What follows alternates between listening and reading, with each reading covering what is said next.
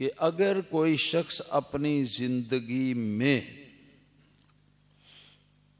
اپنی میراث اپنے وارثوں کے درمیان تقسیم کرنا چاہے تو وہ کس طرح کر سکتا ہے؟ جواباً گزارش ہے کہ جس وقت تک کوئی آدمی زندہ ہے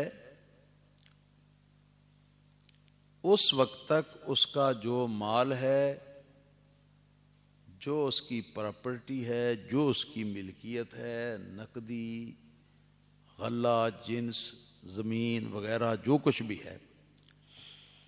اس کو میراث یا وراثت نہیں کہہ سکتے، بلکہ یوں کہیے کہ اتنا مال جو ہے اس کی ملکیت میں ہے یا اس کی پراپرٹی ہے یا اللہ پاک نے اس کو یہ نعمتیں دی ہوئی ہیں، وراثت اور میراث نہیں کہہ سکتے۔ وراثت اور میراث اس مال کو کہتے ہیں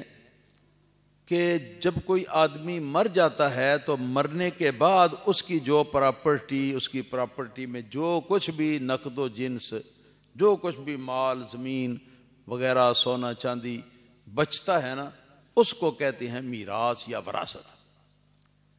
اور اس کے حصے شرع شریف نے مقرر کیے ہوئے ہیں۔ اس کے مطابق اس کے حصے جو ہیں وہ شخص وہ نہیں دے گا کیونکہ وہ تو مر چکا، تو اس کے بعد اس کے وارث جو ہیں وہ اس کے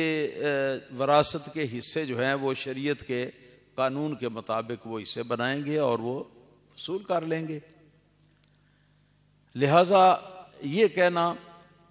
کہ کوئی شخص اپنی زندگی میں اپنی وراثت جو ہے وہ اپنے بال بچوں کو یا اپنے رشتہ داروں کو وہ کیسے دے سکتا ہے، یہ سوال ہی بنیادی طور پر غلط ہے۔ ہاں، اگر کوئی شخص اپنی پراپرٹی میں سے اپنے رشتہ داروں کو دینا چاہتا ہے تو جو بھی جتنا بھی کسی کو دینا چاہے اس کا وہ شرعاً مجاز ہے، اور جس کو جو بھی وہ دے دے کسی رشتہ دار کو یا غیر رشتہ دار کو، تو اس کے دینے کا نہ صرف وہ مجاز ہے بلکہ جب وہ دے گا تو اس کا دینا بھی صحیح ہوگا، اور جب کوئی لینے والا اس سے لے لے گا تو اس کا لینا بھی صحیح ہوگا، یعنی یہ کہ جس کو وہ دے گا وہ اس کا مالک بن جائے گا۔ البتہ ایک بات ہے شرع شریف نے جس کی تاکید فرمائی ہے، وہ یہ ہے کہ کوئی شخص اپنی پراپرٹی میں سے اگر اپنی اولاد کو کچھ دینا چاہتا ہے، اپنی کسی بیٹے کو یا اپنی کسی بیٹی کو، تو اس کے لیے مستحب بات جو ہے وہ یہ ہے کہ وہ سب کو، اپنے بیٹوں اور بیٹیوں کو کسی قسم کا فرق ان کے درمیان نہ لائے، اور ان کو برابر کا جو بھی وہ دے گا اس کو عطیہ کہیں گے، وراثت نہیں کہیں گے، اس کو عطیہ کہیں گے جی، یا تحفہ کہیں گے، گفٹ کہیں گے۔ وہ جتنا ایک کو دے گا اپنی اولاد میں سے اتنا ہی باقی اولاد کو بھی دے۔ حدیث پاک ہے سنن نبی داؤد شریف میں کہ سرکار رسالت مآب صلی اللہ تعالی علیہ وسلم کی بارگاہ عالیہ میں ایک شخص حاضر ہوا، حاضر ہو کر تو وہ عرض کرنے لگا کہ حضور، میں آپ کو گواہ بنا کر تو اپنا فلاں کھیت یا فلاں باغ جو ہے وہ اپنے فلاں بیٹے کو میں دینا چاہتا ہوں اور آپ کو گواہ بنا کے دینا چاہتا ہوں۔ تو سرکار دو عالم صلی اللہ علیہ وسلم نے اس سے یہ پوچھا کہ کیا جتنا تو نے ایک بچے کو دینے کا ارادہ کیا ہے یا دیا ہے، کیا اتنا تو نے اپنے سارے اولادوں کو، سارے بچوں بچیوں کو تو نے باقیوں کو بھی دیا ہے؟ اس نے کہا کہ نہیں۔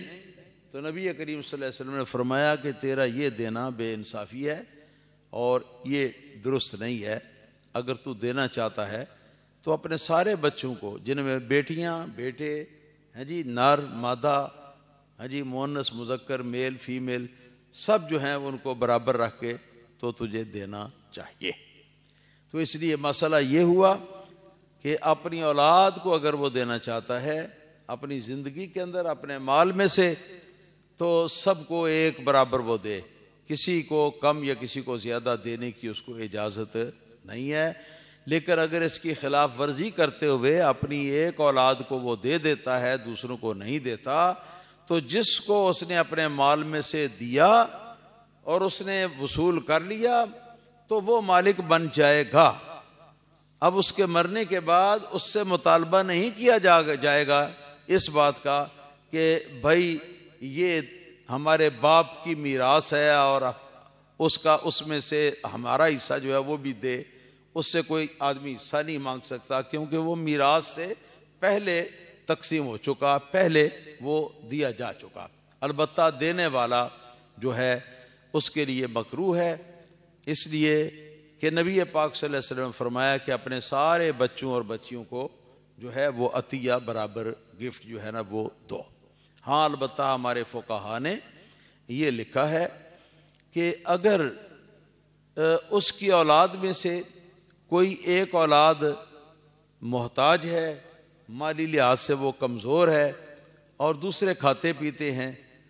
تو وہ اس کمزور اولاد کی مدد کی صورت میں اس کو کچھ اپنی ملکیت میں سے دینا چاہتا ہے، دوسروں کو نہیں دینا چاہتا تو کر سکتا ہے، اس میں کوئی بے انصافی والی بات نہیں ہے۔ اسی طرح اگر اولاد میں سے ایک اولاد جو ہے وہ اس کی تابعداری کرتی ہے، اس کی خدمت کرتی ہے، جسمانی اس کی خدمت بھی کرتی ہے جی، اور دوسری اولاد جو ہے وہ اس کی خدمت نہیں کرتی، تو جو اولاد اس کی خدمت کرتی ہے اس کو اگر وہ دینا چاہے تو دے سکتا ہے، اس کی خدمت کا حق سمجھ کر اس کو وہ دے سکتا ہے، دوسروں کو نہ دے تو اس پر کوئی اعتراض نہیں۔ اسی طرح اس کے اولاد میں سے ایک جو ہے وہ بیمار ہے اور اس کے پاس پیسے اتنے نہیں ہیں کہ اپنا وہ علاج کر سکے، اپنے بال بچوں کو پال سکے، تو اس کو وہ اگر دینا چاہے باقیوں کو الگ رکھ کر تو وہ دے سکتا ہے، اور دینے سے اس کو کوئی گناہ نہیں ہوگا۔ تو اسی طرح اگر ایک اولاد فرما بردار ہے، دوسری اولاد بے فرمان ہے،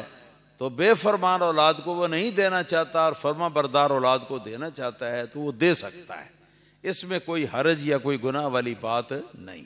اور اگر اس قسم کا کوئی عذر نہ ہو تو پھر تمام بچے بچیاں اس کے جتنے بھی ہیں ان سب کو ایک جیسا وہ گفٹ جو ہے نا وہ دے، ایک جیسا عطیہ وہ کرے۔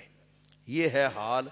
اس مال کا جس کا میں مثلا مالک ہوں اپنی زندگی کے اندر اور دینا چاہوں تو۔ لیکن اگر مال والا جو ہے وہ مر گیا، اس کے مرنے کے بعد اس کا ترکہ جو بچا ہے تو اس ترکے کی تقسیم اس طرح ہوگی جس طرح شرع شریف نے اس کے حصے مقرر کیے ہیں۔ جو اس کی بے فرمان اولاد ہے، چونکہ وہ بھی اسی کے خون سے پیدا ہوئی ہے، لہذا اس کا بھی ویسا ہی اس میں حصہ ہے اس کے ترکے میں جتنا کہ اس کے تابع داری کرنے والوں کا حصہ ہے، تو وہ جو حصے مقرر کیے گئے ہیں ان کے مطابق ہی ان کو ملے گا۔ الحمدللہ